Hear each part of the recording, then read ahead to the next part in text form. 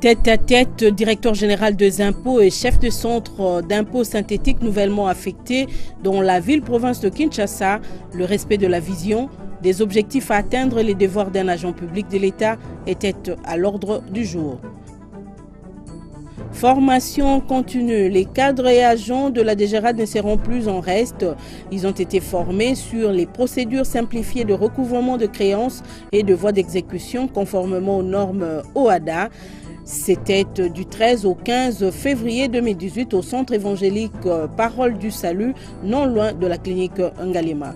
Enfin, l'optimisation des outils de gestion et des suivis d'exécution budgétaire et financière a été au centre d'un autre atelier, cette fois-ci organisé par le comité d'orientation de la réforme des finances publiques, COREF. C'est un consultant délégué par le Fonds monétaire international, Mimoun Limouni, qui assure ces enseignements. Les détails dans ces magazines Fiscalité et Développement, présentés par Patience Voumilia Bokole.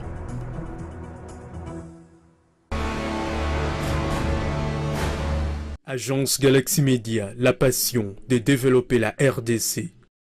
Bienvenue dans Fiscalité et Développement, la grand-messe des finances publiques en République démocratique du Congo. Le directeur général des impôts, José Séliyalagouli, a réuni autour de lui tous les chefs de centres d'impôts synthétiques CIS nouvellement affectés dans la ville-province de Kinshasa. Objectif de cet entretien, le rappel de la vision des objectifs à atteindre et le devoir d'un agent public de l'État. C'était le vendredi 16 février au 7e niveau de l'hôtel des impôts. Priska Sekana Kinzonzi et Étienne Kumba étaient de la partie. Ils sont nouvellement affectés au niveau de différents centres d'impôts synthétiques CIS de la ville de Kinshasa. Ces chefs des CIS ont été invités par le directeur général des impôts, José Séliyalagouli, pour recevoir des instructions claires conformément à la nouvelle vision de la haute direction des impôts. Celle de travailler suivant le critère de compétence et de probité morale pour mobiliser les ressources nécessaires devant assurer l'indépendance économique réelle de la République démocratique du Congo.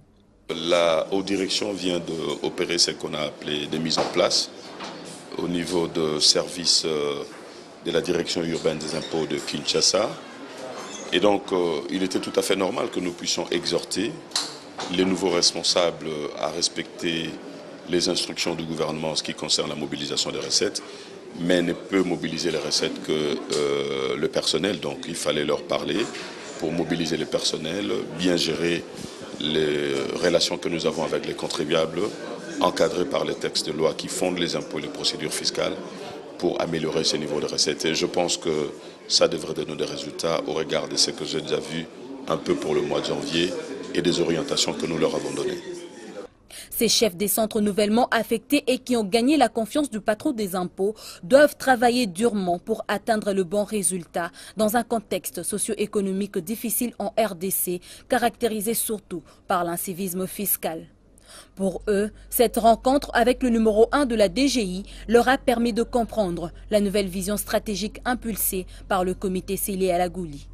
Ça fait 7 ans que nous avons émis le vœu de rencontrer l'autorité numéro 1 de la DGI pour que les chefs de division de CSE et les chefs de division de la direction urbaine vous formulent les desiderata de nous qui travaillons dans la province.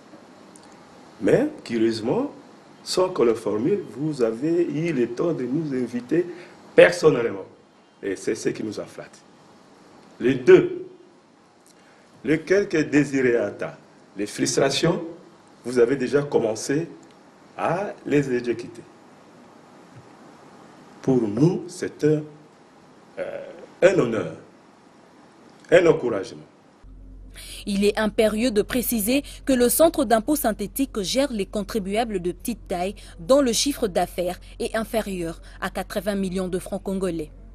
Restons encore à la Direction générale des impôts qui a été invitée à la matinée fiscale organisée par la Fédération des entreprises du Congo FEC le 8 février 2018 à l'hôtel Memling de Kinshasa. C'est au cours d'une séance pédagogique devant les opérateurs économiques réunis au sein du patronat congolais que le directeur urbain des impôts, John Mboko, a présenté et commenté les mesures fiscales contenues dans la loi des finances de 2018, des mesures qui portent beaucoup d'innovations à l'instar de la nécessité d'accélérer le traitement du contentieux de recouvrement.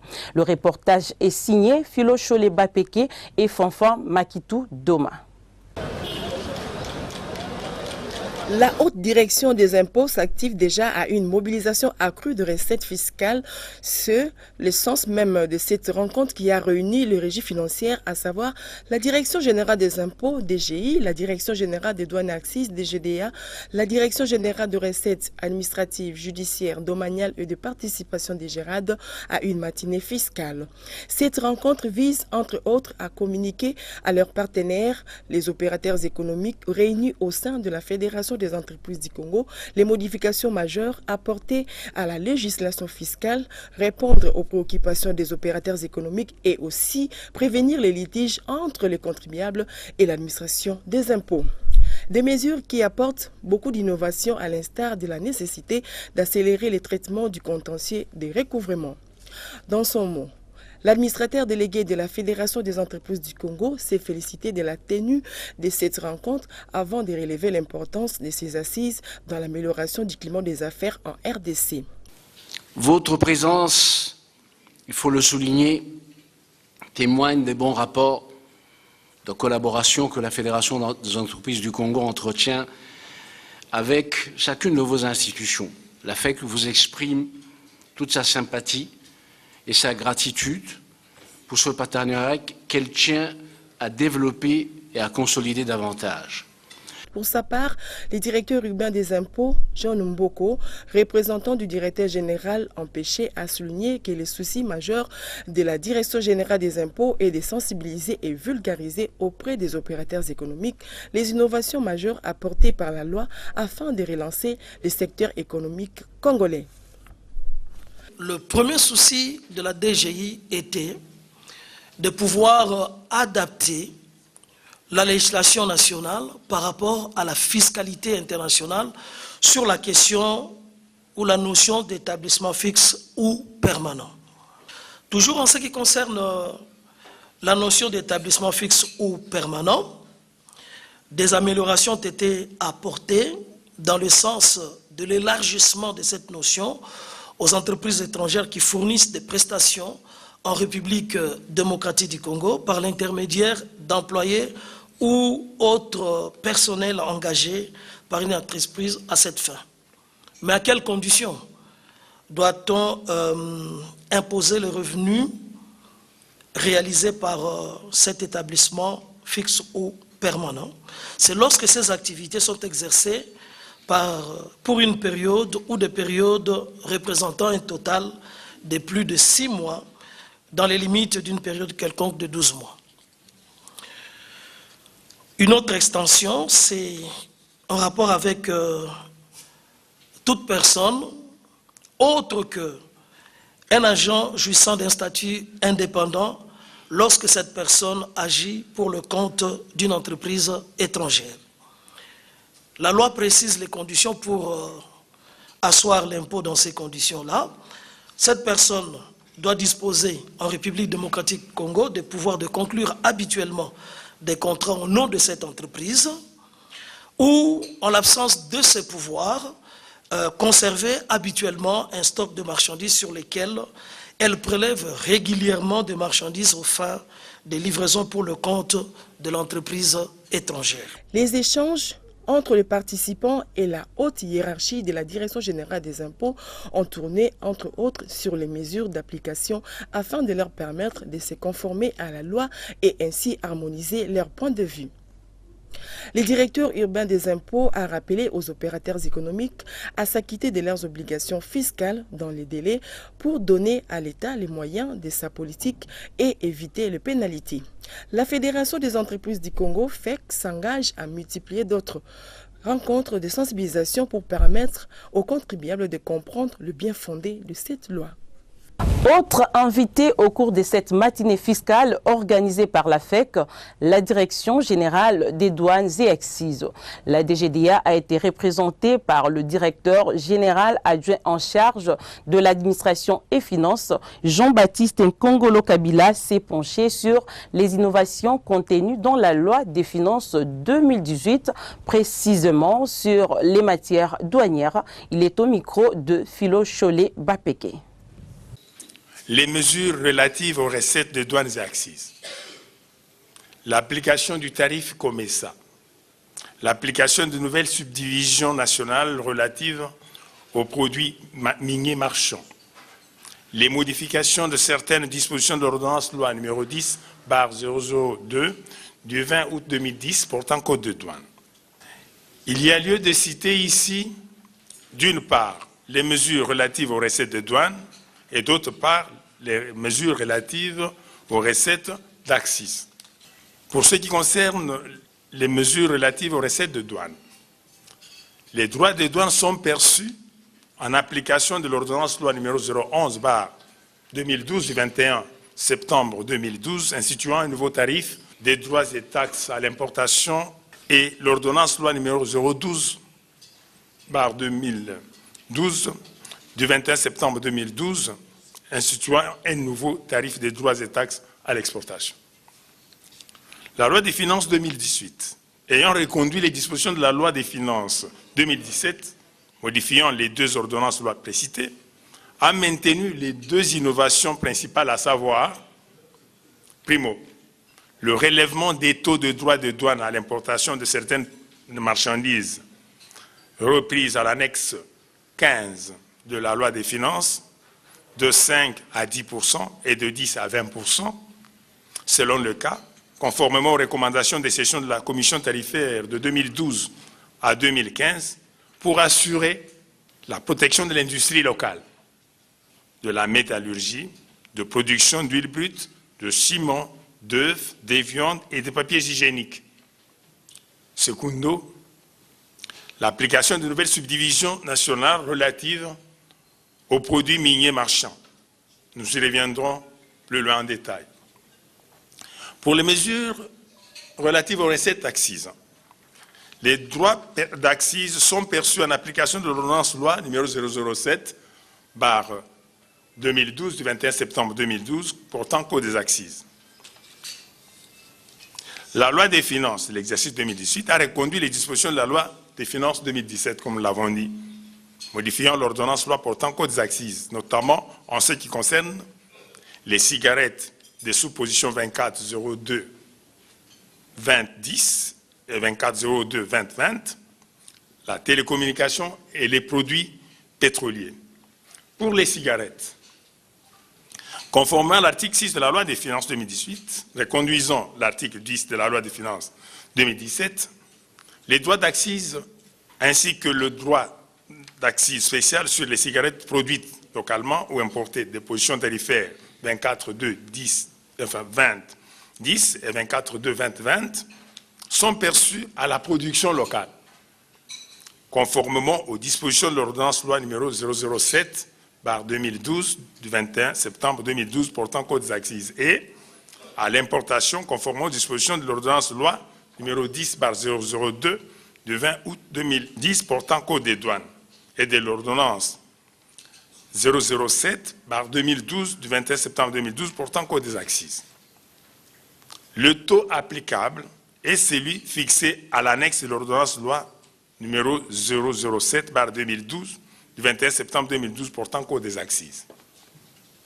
L'innovation apportée par cet article par rapport à l'arrêté ministériel numéro CAB/Mines-Finance/2016/044 du 9 novembre 2016 portant taxation spécifique des cigarettes et instauration des signes fiscaux sur les produits d'accises est la suivante.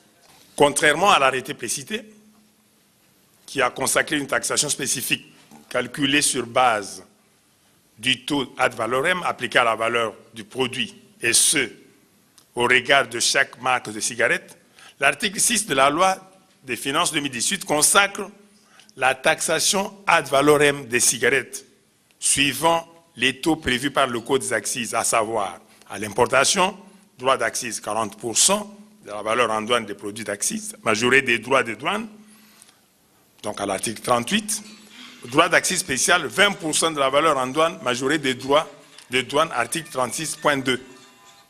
À la production, droit d'accise 40% du prix de vente hors taxe, ça c'est l'article 35, et droit d'accise spécial 20% du prix de vente hors taxe, article 36.1.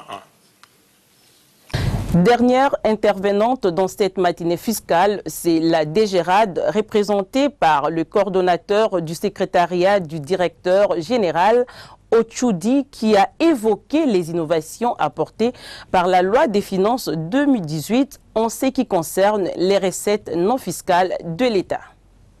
Sur le plan de la forme et donc de la procédure, la réduction du taux des intérêts moratoires ou pénalités de recouvrement de 4 à 2% par mois de retard. L'assouplissement des conditions d'obtention du sursis de paiement en cas de contentieux d'assiette.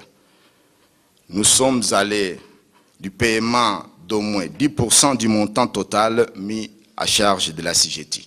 L'adaptation du délai de la tenue des assemblées générales ordinaires des entreprises du portefeuille de l'État au droit OHADA. Avant la loi des finances 2018, les entreprises du portefeuille étaient tenues de tenir leur assemblée générale ordinaire au plus tard le 31 mars. Et maintenant, la loi des finances demande à ce qu'ils puissent les tenir dans les 6 mois qui suivent l'année de la réalisation de revenus. À ce qui concerne les fonds, le législateur, à l'article 29 de la loi des finances, qui modifie l'article 3 de la loi 13002, fixant la nomenclature des droits, taxes et redevances relevant du pouvoir central, a énoncé le principe d'interdiction de perception en partie ou en totalité des droits, taxes et redevances du pouvoir central au profit d'une province, d'une entité territoriale décentralisée, d'un organisme, d'un établissement ou service public de l'État. Et là, nous devons signaler ici à l'Assemblée que nous avons relevé une certaine contradiction qui est évidente entre l'article 29 de la loi des finances et l'article 32 de la même loi des finances. À l'article 29, le législateur interdit la perception en partie ou en totalité des droits, taxes et redevances relevant du pouvoir central au profit notamment d'un organisme au service public de l'État. Mais à l'article 32, vous verrez qu'il est prévu la perception à 50% des droits superficiels annuels par carré au profit des CAMI et 50% au profit du Trésor public. Quel comportement doit-on avoir face à cette contradiction? C'est ainsi qu'il est de principe en droit qu'en cas de contradiction des 2 dispositions, dans une même loi, les 2 se paralysent et le statu quo demeure. Ce qui fait que, en principe, la DGRAD va continuer à percevoir la totalité des droits superficiels annuels par carré. Toujours à la DGRAD, cadres et agents de cette régie financière viennent de suivre une formation de 3 jours axée sur les procédures simplifiées de recouvrement de créances et de voies d'exécution selon les normes OHADA. Formation assurée par le cabinet HNK Consulting. La cérémonie de clôture présidée par la directrice générale de la DGRAD, Maggie Sambi, est intervenue le vendredi 15 15 février 2018. Le commentaire est signé Michel Luangilokwa sur les images de Landrine Nyangi Lostine. Du 12 au 15 février 2018, quelques cadres et agents de la DGRAD de Kinshasa et ceux venus de l'intérieur du pays ont suivi une formation de renforcement des capacités sur les procédures simplifiées des recouvrements des créances et des voies d'exécution selon les normes du droit WADA. L'objectif de la formation, permettre aux participants d'acquérir les fondamentaux en matière de recouvrement et de voies d'exécution selon les normes de l'OADA. En clair, outiller ces mobilisateurs des recettes non fiscales de l'État aux notions essentielles contenues dans les droits OADA, ceci en vue d'un rapprochement avec les dispositions de l'ordonnance loi numéro 013 du 23 février 2013 portant nomenclature des droits, taxes et redevances du pouvoir central. L'un des textes légaux utilisés par la DGRAD dans le recouvrement des recettes non fiscales de l'État pour un même entendement dans l'application de ces textes. Le directeur général de la DGRAD, Magui Sami Kikoutoué, à la clôture de la formation, a exhorté les participants à la conscience professionnelle. Un bon receveur doit savoir ce qu'il doit faire chaque jour. Il a ses notes de perception qu'il doit poursuivre, ses copies de notes de perception enregistrées. La première chose, c'est de connaître le plus d'assujettis possible, d'être en contact avec eux, avec des numéros de contact. Vous n'êtes pas obligé de vous déplacer, mais chaque jour, quand on se réveille, un bon receveur doit avoir déjà ces notes de perception pour lesquelles il doit poser les actes ce jour-là. C'est très important. Des brevets de participation ont été remis à l'assistance, une façon de les encourager à mettre en pratique sur terrain les enseignements reçus. Optimiser les outils de gestion et de suivi d'exécution budgétaire et financière, tel est le sujet de l'atelier organisé le mercredi 14 février dernier par le Comité d'orientation de la réforme des finances publiques, COREF. Il a été animé par un consultant délégué par le Fonds monétaire international. Reportage. Il s'agit d'un atelier d'échange et de restitution sur l'élaboration, l'utilisation et l'articulation des plans de passation des marchés publics, des plans d'engagement, des dépenses et du plan de trésorerie. D'un côté, Mimoun Mimouni, consultant délégué par le département des affaires fiscales du FMI, et de l'autre, les experts du budget, des finances, du trésor, des régies financières, de la direction générale de la comptabilité publique, pour des sujets très techniques. L'activité d'aujourd'hui, c'était la restitution et les échanges sur une mission d'assistance technique qui a été menée par M. Mimouni, un expert du département des finances publiques du Fonds monétaire international, qui est venu pour nous assister, pour améliorer les qualités de nos prévisions en matière de trésorerie et en matière de gestion budgétaire. Donc c'est une demande du gouvernement, hein, c'est une demande qui a été faite par le gouvernement pour que le Fonds monétaire puisse nous assister pour améliorer, disons, ces deux outils d'aide à la décision qui sont le plan d'engagement budgétaire et le plan de trésorerie. Les réformes et tous les dispositifs pour les faire aboutir doivent être mis en place. Surtout que nous sommes en pleine réforme. Nous sommes en train de quitter la gestion du budget des moyens vers le budget programme. Donc nous devons améliorer et adapter nos différents outils de gestion des finances publiques dans le cadre d'une gestion axée sur les résultats. Et c'est ainsi que nous avons réussi cette assistance technique du Fonds monétaire international à travers son expert qui est M. Mimouni. Les premières grandes réformes doivent être effectives en 2019. C'est une réforme très importante puisque l'État doit disposer des moyens à travers la mobilisation des ressources, que ce soit budgétaires ou de trésorerie. Et il faut que vous ayez une vision claire de la manière dont vous allez utiliser, disons, ces moyens, ces ressources. Et pour planifier l'utilisation de ces ressources, il faut un bon plan de trésorerie et un bon plan d'engagement.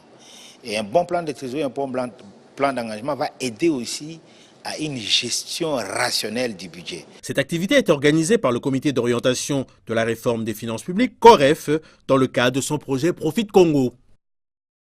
Et puis la production minière congolaise a augmenté en 2017, coïncidant avec une nette amélioration des prix des produits miniers sur le marché international. Les statistiques de la Chambre des mines de la Fédération des entreprises du Congo FEC a présenté une allure de production en hausse par rapport à l'année précédente de 8 principaux produits miniers allant de près de 3% pour l'or à environ 130% pour le coltan, à l'exception du zinc dont le taux de production a connu une baisse de 32%. Indaba Mining 2018 a été une opportunité pour la Chambre de mines de présenter le rapport de production minière de la RDC en 2017.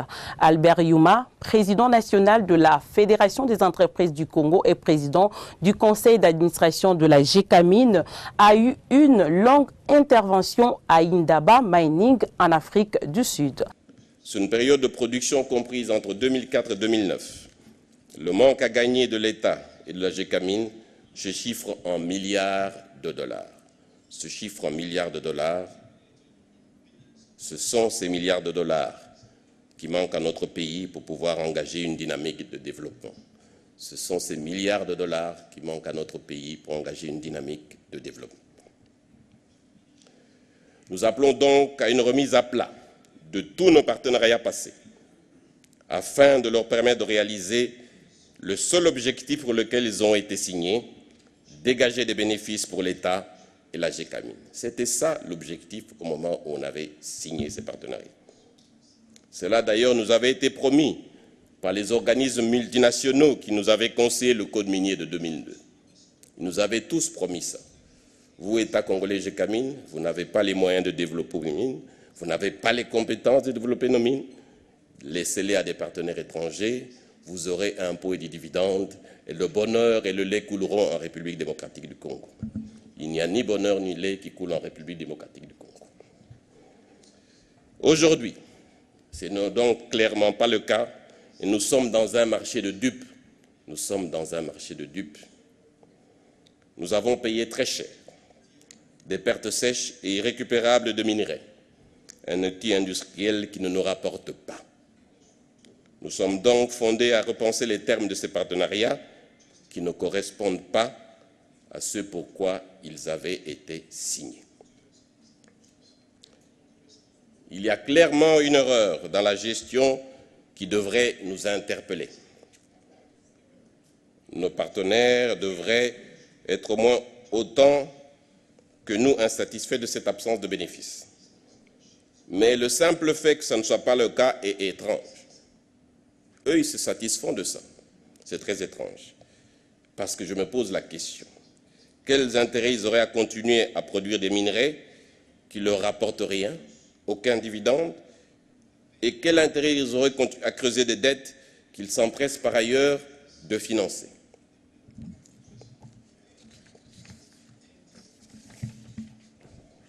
Je vous le dis, nous leur poserons la question au cours du deuxième trimestre prochain, quand nous les inviterons à engager une discussion franche et honnête sous la mise en œuvre de leur contrat dans le sens d'un meilleur partage des responsabilités et des risques. Nous engagerons la renégociation au début du deuxième trimestre. Mais cela, d'une certaine manière, c'est le passé que nous essayons de corriger. Pour l'avenir, nous ferons tout pour ne pas réitérer ces erreurs. Nous ferons tout pour ne pas réitérer ces erreurs. Et la première correction est de concevoir un système dans lequel les intérêts des partenaires sont alignés. Nous nous sommes donc inspirés, pour ce faire, de ce qui marche ailleurs et de ce qui marche depuis longtemps, le partage de production dans le secteur pétrolier. Nous nous sommes inspirés de ce qui marche ailleurs, le partage de production dans le secteur pétrolier. Nous avons donc recouru à des experts de la modélisation du secteur pétrolier de Ernst & Young pour nous accompagner. Pour le dire vite, le partage de production, c'est un contrat de JV traditionnel qui marcherait et qui, après année, garantirait à l'apporteur de titre les revenus de l'exploitation de son titre, indépendamment de la bonne ou mauvaise gestion de l'opérateur qui aurait été choisi et indépendamment des fluctuations du marché. C'est ça, pour le dire en résumé. Le système est simple et vertueux. Il est mis sur le diapositive suivant et repose sur 3 principes. 1. La Gécamine sera désormais rétribuée en nature, c'est-à-dire en matière produite, qu'elle se chargera de commercialiser comme elle le souhaite. Il n'y aura plus de discussion entre le producteur-acheteur et les partenaires pour vendre au plus bas, car il est le consommateur final et le partenaire vendeur qui veut maximiser ses ventes. Chacun pourra agir en fonction de ses seuls intérêts. 2. Si le projet n'atteint pas la rentabilité souhaitée, c'est l'opérateur investisseur qui en supportera les risques, pas la Gécamine. Si le projet n'atteint pas la rentabilité souhaitée, c'est l'opérateur investisseur qui en supportera les risques, pas la Gécamine. En tant que seul responsable des opérations, cela nous paraît totalement justifié. Ainsi, je crois, nos partenaires seront particulièrement incités à tout faire pour ne pas dépasser les OPEX et CAPEX convenus, car ils seront les seuls pénalisés. C'est le principe du cost-stop qui limite le remboursement. C'est le principe du cost-stop qui limite le remboursement. Cette innovation renverse la charge du risque sur l'investisseur, qui sera seul comptable de ses choix opérationnels et de financement, et réintroduira, je pense, une dynamique industrielle dans le projet que nous espérons bien sûr vertueuse. 3. Si les cours de matières premières évaluent favorablement, le partage du surplus dégagé par rapport aux hypothèses de base sera reparti par palier sur une base plus favorable à la Gécamine au fur et à mesure que le prix augmentera. Les deux parties gagneront toujours, mais pas dans les mêmes proportions. C'est le principe du R factor retenu pour répartir le profit minerals. Ce dernier est calculé sur la base des coûts cumulés et des revenus cumulés de l'investisseur. Il est donc, je crois, particulièrement transparent. On prend à présent les nouvelles de cours des principales matières premières sur le marché international au deuxième fixing du samedi 17 février 2018. Le baril du pétrole sur le marché de Londres a affiché 64,89 $ américains, soit une hausse de 0,56% et une augmentation de 0,42% sur le marché américain, se vendant à 61,67 $ américains. Quant aux produits miniers, le cuivre a terminé la semaine en hausse de 2,85% à 7 143 $ la tonne. Le cobalt a grimpé de 0,30%, se négociant à 81 511,50 points la tonne, et l'or est resté stable à 1353,20 $ l'once.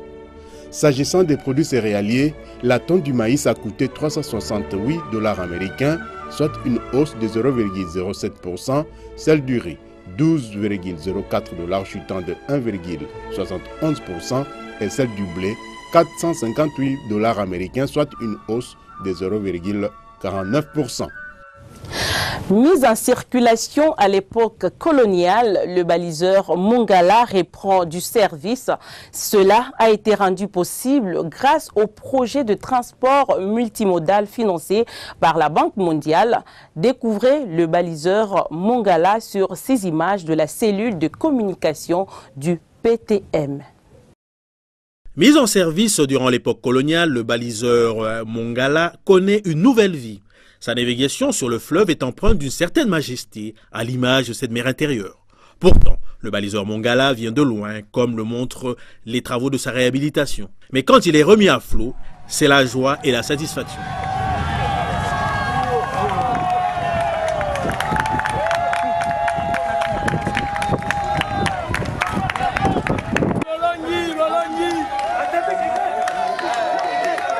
Le directeur général de la Régie des voies fluviales revient sur les efforts entrepris grâce au projet de transport multimodal financé par la Banque mondiale.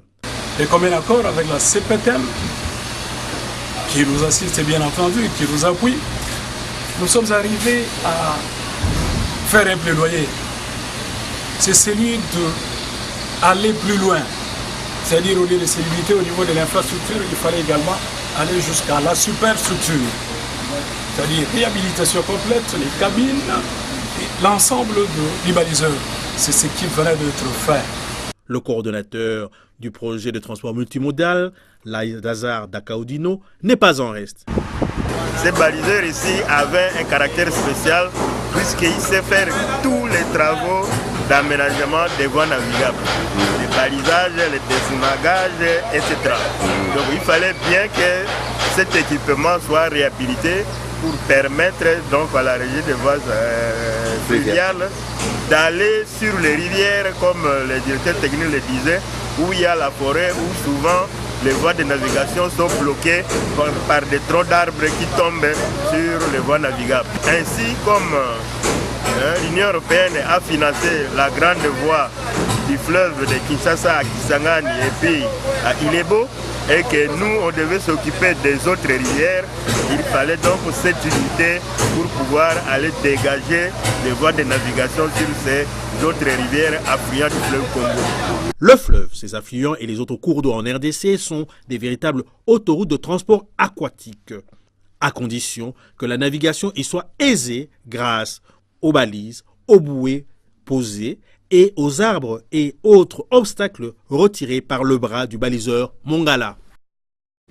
Au Fonds de promotion de l'industrie FPI, sachez que le président du conseil d'administration, Isidore Kaboué, a visité la semaine dernière quelques projets financés par son institution dans la ville-province de Kinshasa.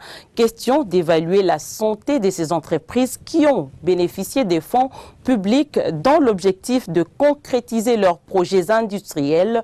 Muriel Makiessé, Fanfan Makitou pour le détail. C'est en prévision de la longue tournée d'inspection des projets qui va les conduire dans les grands Katanga que les membres du conseil d'administration du Fonds de promotion de l'industrie ont amorcé cette visite d'inspection à Kinshasa. Conduite par le président du conseil d'administration Isidore Kaboué, la délégation a visité tour à tour la société Isas OD, spécialisée dans la fabrication des papiers hygiéniques, Congo Store dans les boissons gazeuses, Dispro Malte spécialisée dans l'affichage et la carrière de Kimwenza.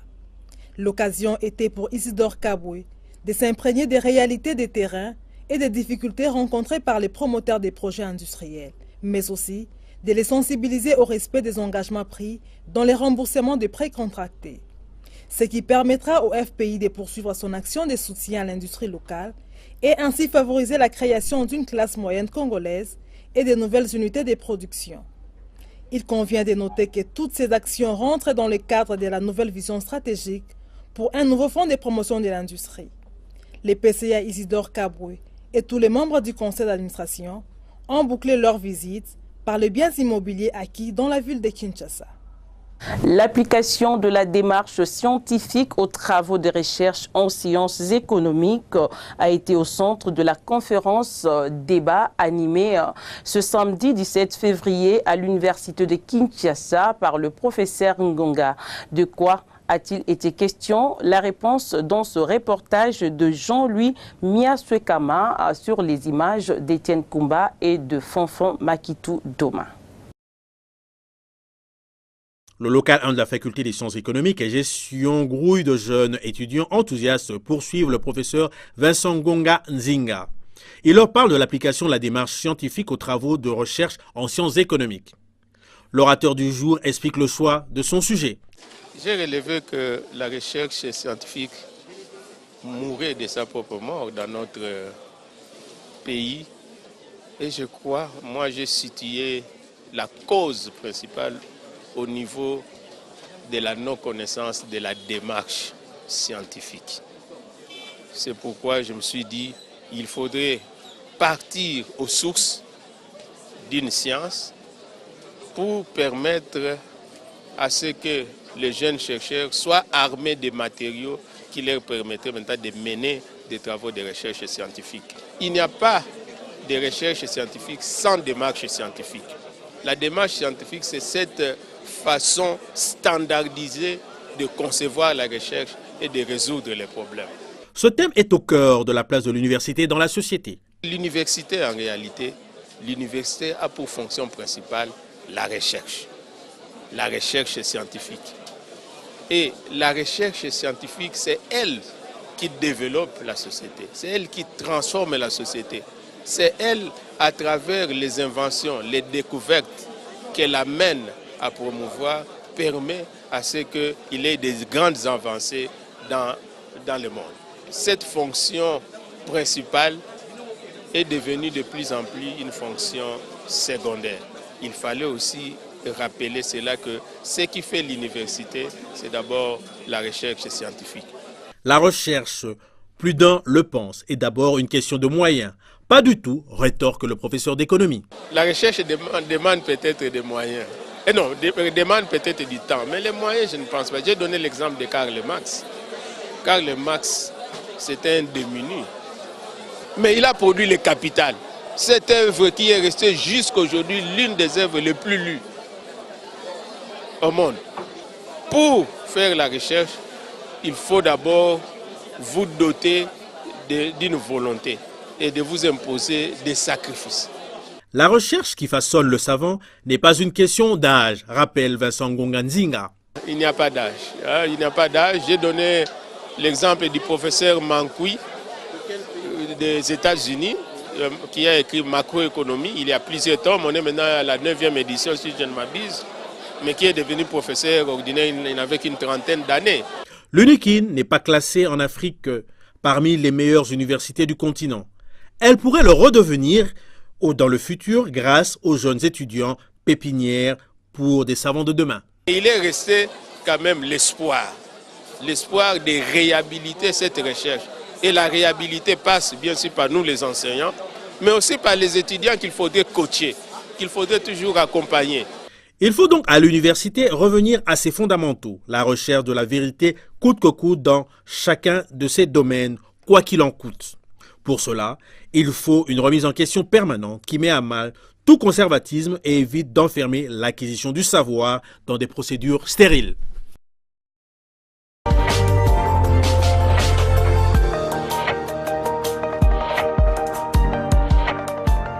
Page internationale à présent, les experts de l'Organisation pour la coopération et le développement en Europe, OCDE, font état de l'échec de la fiscalité sur les énergies et le carbone mise en place par le pays le plus développé. Constat fait par ces experts dans un rapport rendu public en début de cette semaine à Paris. La plupart des émissions des dioxydes de carbone, COD, soutiennent les auteurs de ce rapport, ne sont pas taxés au niveau qui conviendrait pour réduire la consommation énergétique, mais aussi pour réduire la consommation énergétique et limiter le changement climatique.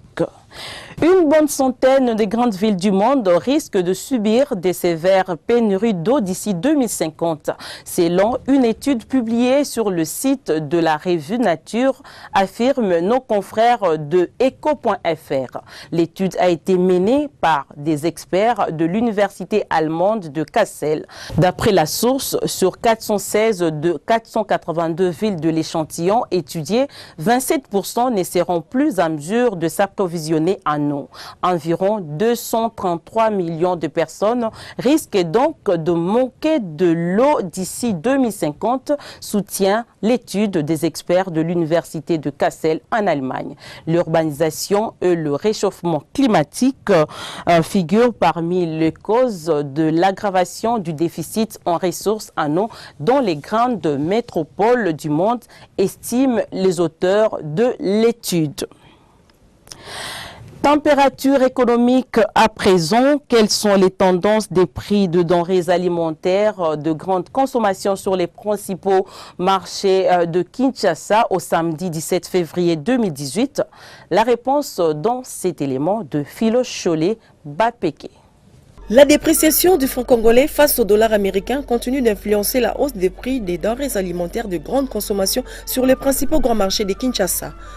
Concernant les poissons chinchards, au marché de la Liberté, le prix d'un carton de 18 plus 30 kg est passé de 84 500 francs congolais il y a quelques jours à 86 000 francs congolais. Mêmement au marché central où le prix a augmenté de 86 600 francs congolais à 88 000 francs congolais. Au marché Ziguida, par contre, le prix est resté stable à 87 000 francs congolais. Enfin, au marché Gambela, le prix est passé de 86 650 francs congolais à 87 500 francs congolais. Les manioc a connu une hausse passant des 85 000 francs congolais au marché de la Liberté. Au marché central, par contre, le sac de foufou moyen en provenance du Congo central a coûté 80 000 francs congolais. Au marché Soma Ziguida, le sac de cossette de manioc de l'Issala est passé de 75 000 francs congolais à 78 000 francs congolais et au marché Gambela, le prix est resté stable, soit 75 000 francs congolais. Du côté viande, un carton TS 10 kg qui coûtait 89 000 francs congolais la semaine dernière coûte présentement 90 000 francs congolais au marché de la Liberté. Au marché central, il se vend à 90 200 francs congolais. Stabilité. Marché Ziguida, le prix de viande est resté stable à 91 000 francs congolais et 88 000 francs congolais au marché Gambela. Bouclons ce tour d'horizon des prix avec les riz dont les sacs de 25 kg a baissé de 34 000 francs congolais à 31 800 francs congolais au marché de la Liberté, de 34 500 francs congolais à 33 000 francs congolais au marché central, des 33 750 francs congolais à 33 500 francs congolais au marché Ziguida. Et enfin, au marché Gambela, le prix est resté stable à 33 600 francs congolais. Telles sont les tendances des prix de quelques denrées alimentaires de grande consommation observées au samedi 17 février sur les principaux marchés de Kinshasa, la capitale de la RDC. En rapport avec l'évolution des prix sur le marché, l'Institut national de la statistique INES a publié les informations sur l'indice de l'inflation hebdomadaire du 12 au 17 février 2018. L'inflation hebdomadaire du 12 au 17 février 2018 est de 0,103% au niveau national et 0,107% à Kinshasa. En cumul, l'inflation a atteint 2,009% au niveau national et 2,44% à Kinshasa. L'inflation annualisée se situe à 15,925% au niveau national et 16,218% à Kinshasa. En glissement annuel, l'inflation est de 53,030% au niveau national et 48,975% à Kinshasa. L'inflation de la semaine est consécutive principalement à la hausse des prix des viandes, poissons, de l'huile de palme et de produits pour l'entretien et les réparations courantes du logement. Et puis, sur le marché d'échange, le taux officiel de la Banque centrale du Congo a indiqué au vendredi 16 février 2018 un dollar américain à 1613,86 francs congolais, 1 euro à 1989,46 francs congolais et 1 franc CFA à 3,03 francs congolais. Au samedi 17 février 2018, au parallèle, cette fois-ci, le taux était à 1628 francs congolais le dollar américain dans la plupart des communes de la capitale Kinshasa et à 1630 francs congolais le dollar au centre-ville de Kinshasa. À l'aéroport international de Njili, le billet vert se changeait à 1550 francs congolais. À l'intérieur du pays, particulièrement à Matadi, dans le Congo central, le roi dollar s'est changé à 1600 francs congolais. À Kisangani, dans la province de la Chopo, le dollar américain a valu 1620 francs congolais.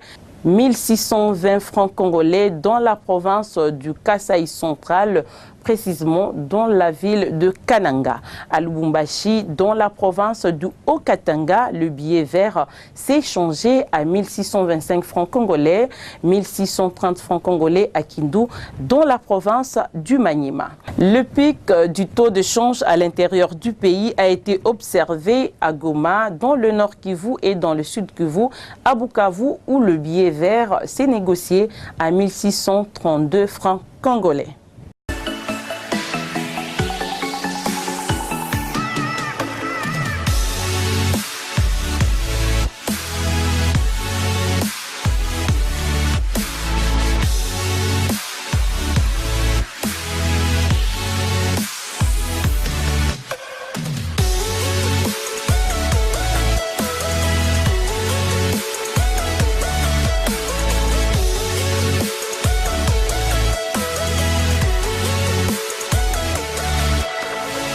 Avec Africa Panorama, suivez en temps réel tous les parcours de votre véhicule. Mesdames et messieurs, ainsi prend fin la grand-messe de finances publiques en République démocratique du Congo. Merci de nous avoir suivis et restez branchés sur votre chaîne. À la prochaine. Bye bye.